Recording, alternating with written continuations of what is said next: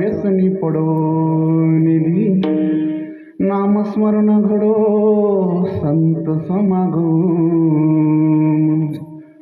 वाऊगाची भ्रम नको देवा पायी तीर्थयात्रा मुखी राम नाम पायी तीर्थयात्रा मुखी राम नाम हाची माझा नेम सिद्धिनी नामस्मरण घडो संत समागम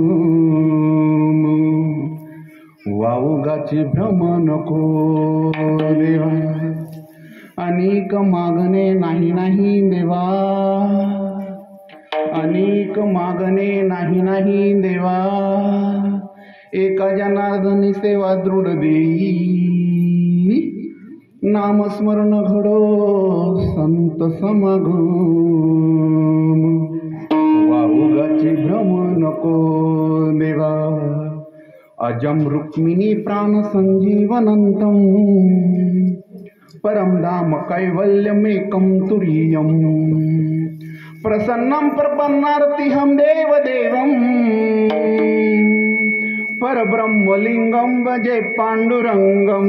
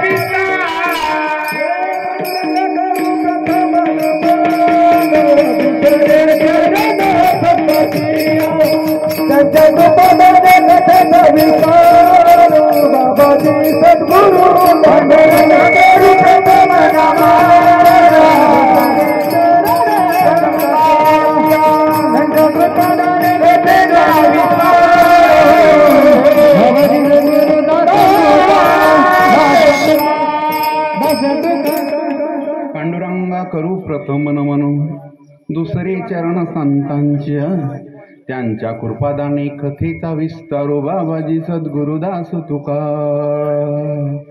गजाननं भूतगणाधिसेवितं कपित्त जम्बो फलचारु भक्षणम् उमासुतं शोकविनाशकारकं नमामि विघ्नेश्वर पादपङ्कजम् कर्पूरगौरं करुणावतारं संसारसारं भुजगेन्द्रहारं सदा वसन्तं हृदयारविन्दे भवं भवानी सहितं नमामि शरबिंदु समाकारे प्रब्रह्मस्वरूपिणी वासरा पीठ निलय सरस्वती नमस्तुते विठ्ठल विठ्ठल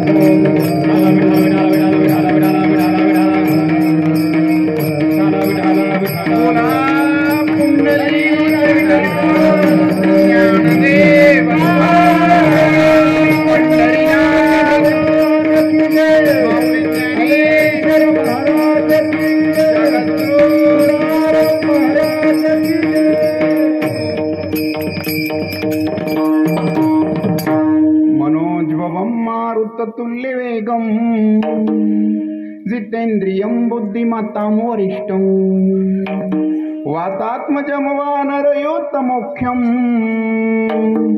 श्रीरामदूतं शरणं प्रपद्ये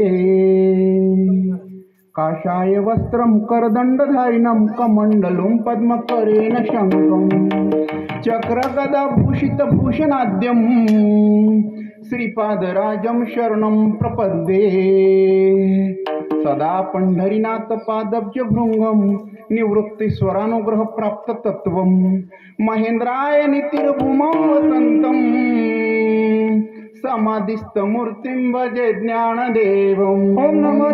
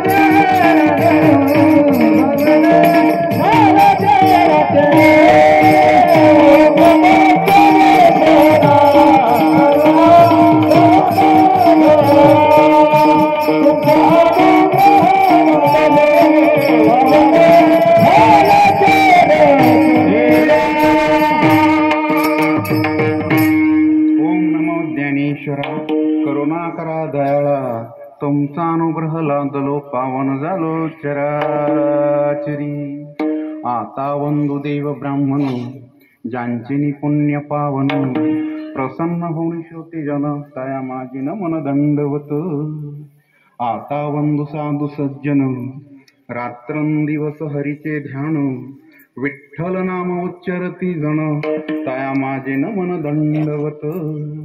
आता वंदुरंग भूमिका कीर्तनी उभे होते लोका टाळ मृदंग श्रोते देखा तया माझे दंडवत। ऐसे नमन करुणी सकळा हरिकथा बोले बोबड्या बोला अज्ञान म्हणून या फुल्या बाळा चालवी सकळा नामा म्हणे विठ्ठल।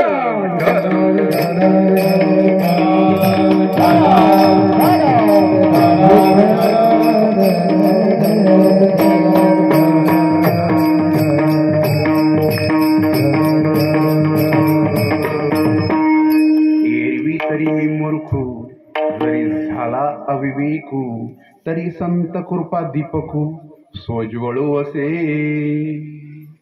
देवा माझे मन लागो तुझे चरणी देवा माझे मन लागो तुझे चरणी संसार व्यसनी पडो निधी नामस्मरण घडो संत समागम वाऊगाची भ्रम नको देवा।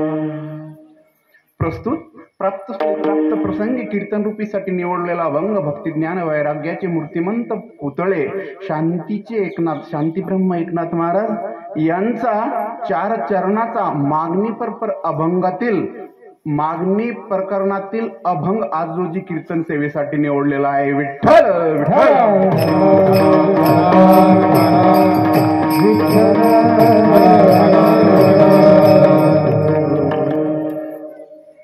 अल्पसा परिहार देण्याच्या अगोदर एक सरळ सरळ थोडक्यात अर्थ कसा आहे अभंगाचा मी सांगण्याचा प्रयत्न करेल. त्यानंतर अल्पसा परिहार आणि पुढील 1.5 तासामध्ये आपण कीर्तन सेवा या ठिकाणी, आज तुम्ही 7 दिवस या ठिकाणी महादेवांची, भोलेनाथांची, शंकरांची कथा श्रवण करता येते. माजलगावच्या तसनुसी दिदींच्या मुखरविंदातून मागील 7 दिवसापासून या ठिकाणी विद्यादान चाललेलं आहे. विद्यादान कसं आहे? विद्यादान श्रेष्ठ आहे. अन्नाना क्षणीर तृप्ती होती, परंतु विद्यानं कशी तृप्ती होती? सुभाषितकारांनी सुंदरसा श्लोक लिहिलेला आहे. कसं म्हटलेलं आहे त्यामध्ये? अन्नदानम महादानम विद्यादानम ततो परम अन्नेन क्षणिकार तृप्ती याव जिवंत विद्या. म्हणजे आज रोजी अन्नाने तृप्ती झाली, आपली भूक निवाली, पोटभर जेवण केलं म्हणजे आपली भूक त्या ठिकाणी थांबलेली आहे, परंतु ती तृप्ती क्षणिक आहे. सकाळी जेवण केल्यानंतर संध्याकाळी जेवावंच लागतं बाबा. संध्याकाळी जरी नाही जेवलं दुसऱ्या रोजी जेवावंच लागणार आहे. परंतु हे विद्यादान कसं आहे? सर्वश्रेष्ठ दान आहे. आणि ते जर एकदा आकलन झालं ना आपल्याला त्याच्यानुसार अनुग्रह होत राहिला तर जीवनाचं नाही अनेक जन्माचं पिढ्यानं पिढ्यांचं त्यामुळं कल्याण होत असतं. विठ्ठल विठ्ठल.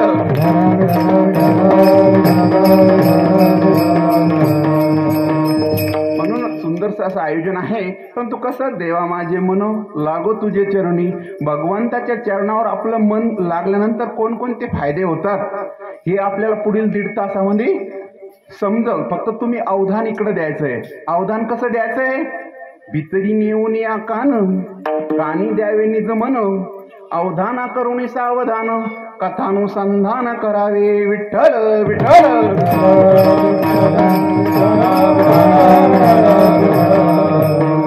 शांतीब्रह्म एकनाथ महाराजांची ओवी आहे. कारण की वक्ता जेव्हा सांगतो ना तर श्रोत्यांनी त्या वक्त्याकडे लक्ष दिलं पाहिजे. आपलं मन त्यांच्या मुखारविंदाकडं म्हणजे आपलं अंतकरण महाराज सांगतो तिकडं असलं पाहिजे. 1-1.5 तास पुढील मोबाईल स्विच ऑफ केला किंवा सायलेंट केला किंवा नाही अटेंड केला तरी आपल्या खूप काही महत्वाच्या मीटिंग नाही, परंतु काही नियम घालून दिलेले वारकरी संप्रदायांनी ते जर आपण फॉलो केले तर अधिक बरं होईल. तर काय म्हटलेलं सरळ सरळ अर्थ?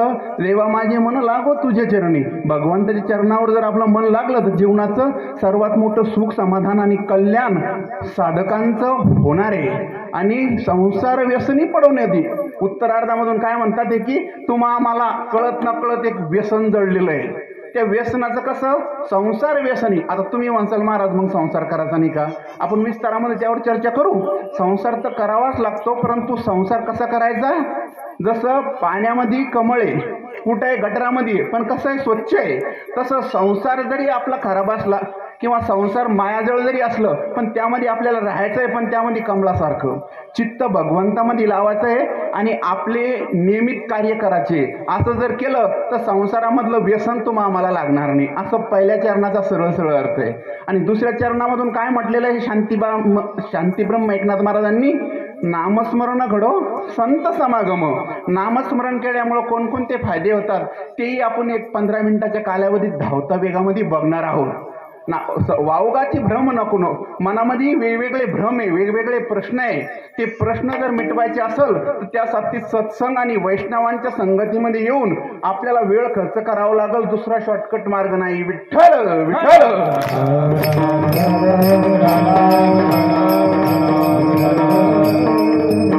तिसऱ्या चरणातून शांतीब्रह्म एकनाथ महाराज म्हणताय ते पायी तीर्थयात्रा केल्यानं कसे फायदे होतात त्याबद्दलही आपण 10-15 मिनिटात धावते वेगामध्ये थोडंसं बघूया. मुखी राम पायी तीर्थयात्रा, मुखी राम नाम आणि हाची माझा नेम सिद्धी नाही. सिद्धी म्हणजे यश. तुम्हा आम्हाला जो नरदेह, अनमोल असा नरदेह मिळालेला आहे. सहज मिळालेला आहे का? नाही. ते आपण विस्तारामध्ये त्यावर बघू. पण आपण हा नरदेह मिळाल्यानंतर मुखाना जर रामनाम आणि पायी जर तीर्थयात्रा करत गेलो किंवा भगवंताचं नामस्मरण घेत गेलो तर तुमचं जीवन धन्य होणार आहे. आणि चौथ्या चरणातून शांतीब्रह्म एकनाथ महाराज म्हणतायत की देवा अनेक मागणे नाही देवा, दुसरं आम्ही तुझ्याकडे काही मागतच नाही. फक्त ही जी आमची कृती आहे ही दृढ झाली पाहिजे. काही न लगे एक भावाची कारण तुका म्हणे आन विठोबाची. म्हणजे आमची तुझ्यावर श्रद्धा दृढ होते या प्रकारची मागणी शांतीब्रह्म एकनाथ महाराजांनी विठोबरायाकडं, पांडुरंगाकडे केलेली आहे. विठ्ठल विठ्ठल.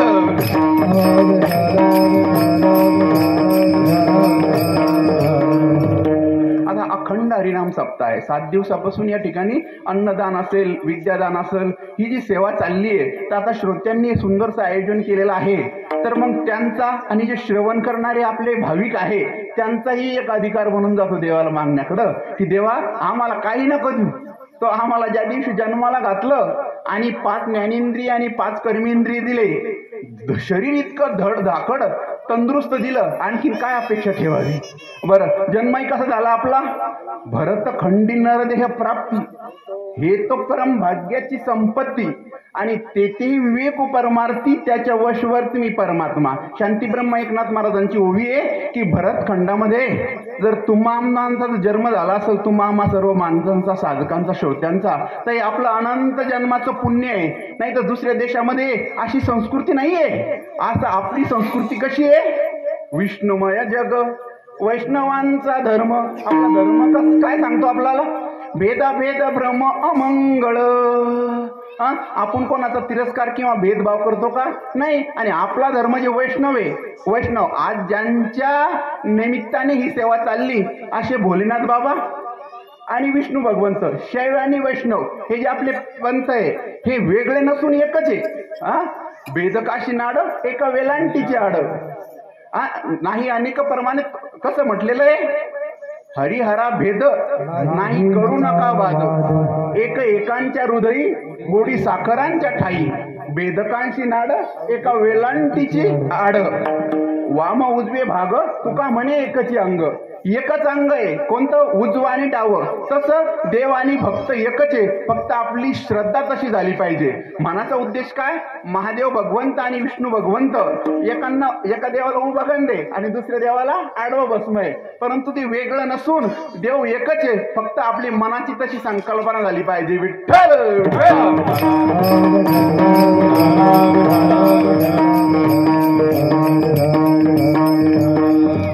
सुंदरचं आयोजन आहे आणि माता माऊल्यांची उपस्थिती लक्षणीय आहे. सर्वांच्या चरणावर दंडवत नमस्कार असो. आणि गाव एवढं मोठं आहे तर पुरुषांची जेवढी संख्या अपेक्षित होती तेवढी नाही, परंतु थोड्या प्रमाणात का व्हायना, भरपूर न येण्याकरता थोडेसे जर मन लावून श्रवण करण्यासाठी आलेले असेल तर तुमचंही स्वागतच. एकदा तुमच्यासाठी टाळ्या वाजू द्या.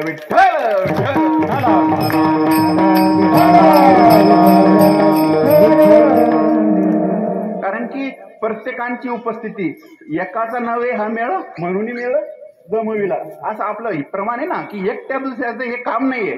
तर सर्वांचं या ठिकाणी स्वागत आहे. सर्वांनी या ठिकाणी सुंदरसा परिसर ठेवला, चांगल्या प्रकारची मंडप सिस्टीम आहे, आवाजही सुंदरचा आहे. आणि या ठिकाणी गुणीजन जे आहेत सर्वच अशी एकाहून एक कलाकार असे आहेत. तर त्यांच्यामध्ये आता मला सर्वांचा परिचय नाही, परंतु आपले चिलगर महाराज आहे, आपले रघुनाथ माने बाबा गायनी करतात, चांगलं वाजवतात, ही त्यांचा आपला प्रसंग आहे, त्यांनाही नमस्कार असो. आणि वाजवणारे बाबा आपण युवराज महाराज. बर, कुठले आपलं महाराज, बर युवराज महाराज ही सुंदर आता साथ द्यायला आहे, त्यांनाही नमस्कार असो. आणि बाबा तुमचा परिचय, कचुवार सादुळ्याचे संकनपुरी, आपल्या जालना जिल्ह्यात, आमच्याच जिल्ह्यातले, आम्ही जालना जिल्ह्यातले जे बाबा संकनपुरीचे महाराज आहे, यांनाही नमस्कार.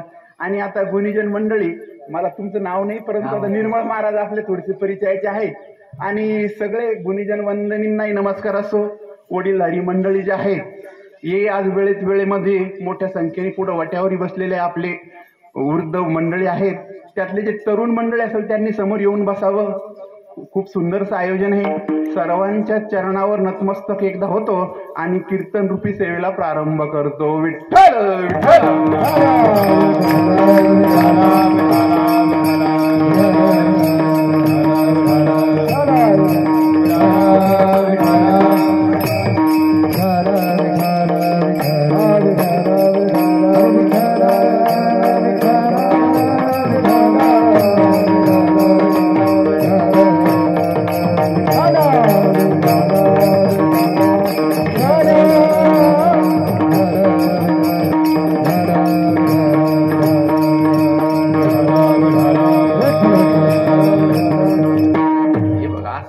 थोडसं राहूनच जात.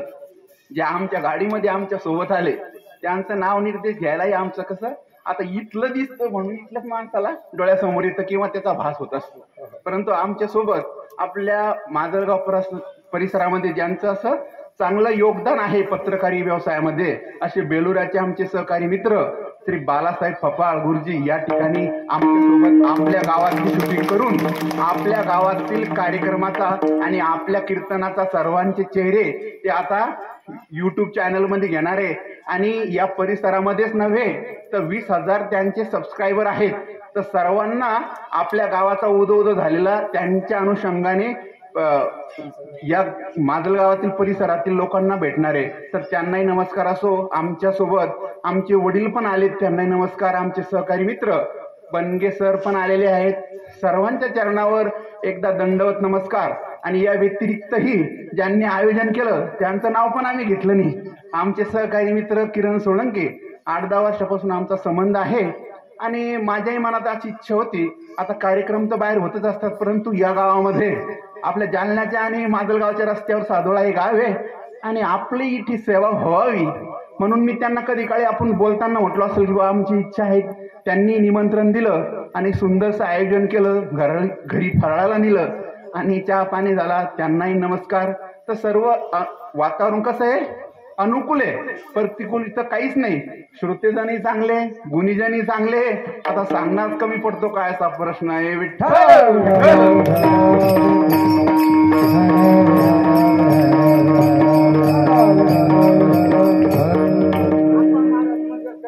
हो हो घेतलं ना त्यांचं नाव, चिलगर महाराज घेतलं. आणि सिस्टम पण सुंदर आहे बरं का बाबा. तुमची अशीच प्रगती होऊन भरपूर तुम्हाला कार्यक्रम येत राहो. असो, आता आपल्याला 1 आणि 1.25 एक तुमचे जास्तीत जास्त 70 ते 75 मिनिटं माझ्याकडून त्रास होईल तुम्हाला. पण त्रास होण्यासारखा कीर्तन मी करणार नाही याची काळजी पण मी घेतो. आणि शेवटी 10 ते 15 मिनिटात छत्रपती शिवाजी महाराजांची तिवारी लेखकांनी जे कविता लिहिलेली आहे शिवाजी महाराजाबद्दल, त्याबद्दल मी थोडक्यात 5-7 कडवे त्या कविताचे म्हणेल. आणि हे 4 चरण, देवा माझे मन लाग तुझ्या चरणी, संसार व्यसनी पडवणे दे, या पहिल्या चरणावर थोडंसं बोलत असताना 10-15 मिनिटांमध्ये आपण थोडासा सारांश की आपलं मन कसं आहे, मन चंचल आहे.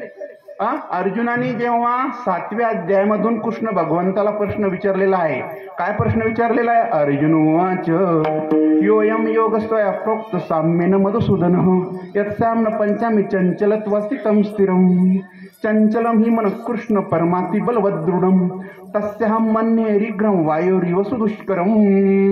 या प्रश्न संस्कृत मधला आहे, पण तुमचं अवधान इकडे द्या, तुम्हाला याचा अर्थ कळेल. अर्जुनाला अर्जुन भगवंताला म्हणत आहे, भगवंता तुम्ही जे यथायोग तुम्ही आम्हाला सांख्ययोग, कर्मयोग, ज्ञान कर्म संन्यास योग, कर्म संन्यास योग हे जे गीतेचं ज्ञान दिलेलं आहे, या ज्ञानामधून माझं मन स्थिर होईल असं मला वाटत नाही. कारण की मन स्थिर करणं म्हणजे कसं आहे, येणारा वारा आम्ही अडवू शकतो का? नाही. येणारा वारा जर आपण अडवू शकत नाही, त्याच प्रकारे मनाची एक दुविधा अवस्था आहे. मन स्थिर होणं ते अवघड वाटतंय. आणि मग मन स्थिर कसं होईल याबद्दल माझ्या मनात प्रश्न आहे. आणि असा प्रश्न अर्जुनाने तुमच्या आमच्या सर्वांचा उद्धार होण्यासाठी भगवंताला विचारलेला आहे. कारण की अर्जुनाच्या भूमिकामध्ये तुम्ही आम्ही सर्वजण आहोत. आता हे संस्कृतचं पण थोडंसं जड जातं, पण तुम्ही अवधान इकडे द्या. मी अगोदरच म्हटलं होतं ना, भितरी नेऊन या कान. तुमचं जर लक्ष इकडं असेल तर आपण फक्त तो अर्थ समजून घ्यायचा आहे की मन जर लागत नसेल तर भगवंतांनी अर्जुनाच्या प्रश्नावर समाधानकारक असं उत्तर दिलेलं आहे. विठ्ठल विठ्ठल.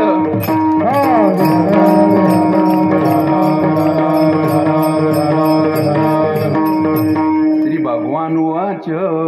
देव काय सांगताय ते, असंशय महाबाहो मनोदुर्निग्रहम चला अभ्यासेन तु कौंतेय वैराग्यनची गुह्यते. हे महाबाहो अर्जुना, मन जरी एकाग्र करणं अवघड असेल, तू म्हणतो की वाऱ्यासारखं वाऱ्याला जसं अडवणं शक्य नाही, परंतु हे जे मन चंचल आहे, मन कसं आहे, घडीत घरी असतं, घडीत लेकीकडे असतं. मन चंचल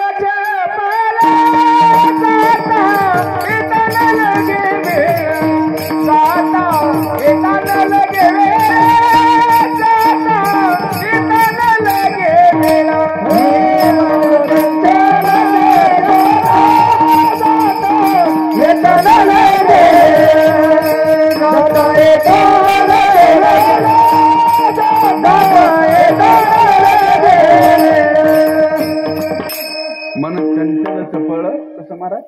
मन चंचल चपळ जाता येता नाही वेळ, त्याला वेळच लागत नाही.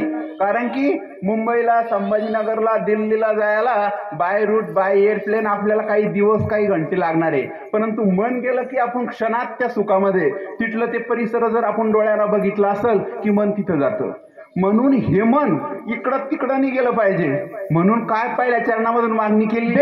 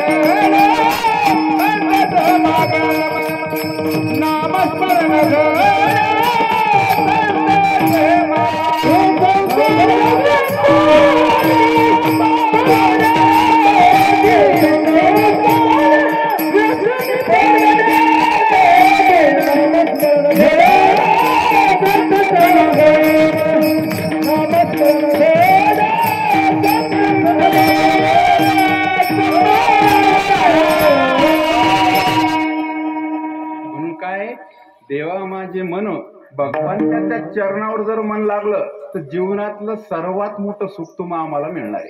कारण की मन चंचल आहे, परंतु भगवंत काय करत असतो? भगवंत इतका उदार कोण आहे? कोणीच नाही. तुझं ऐसा कोण उदरांच्या राशी, आपुलीची देशी पददासा.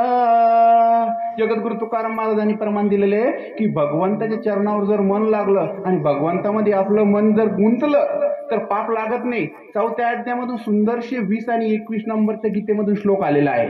काय म्हटलेलं त्यामध्ये? तत्व कर्मफला संगम नित्य तृप्त निराशय कर्मण्य विप्रवृत्तोपि नैव किंचित करोति सह. आणि 21वा श्लोक असा आहे, निराशीर्यत चित्तात्मा सर्व परिग्रह शारीरम केवलम कर्म कुर्वन्नाप्नोति किल विषम. हे संस्कृत मधलं पण थोडंसं समजून घेण्याचा प्रयत्न करा की इंद्रिय आपल्या ताब्यात, आपलं मन आपल्या ताब्यात ठेवून तुम्ही जर सकाळी उठल्यापासून तर झोपेपर्यंत ह्या ज्या विधी वेगवेगळे कार्य करतात, हे कार्य करत असताना तुमचं चित्त जर भगवंतामध्ये लागेल असेल तर तुमच्या हातामधून पाप घडत नाही. विठ्ठल विठ्ठल.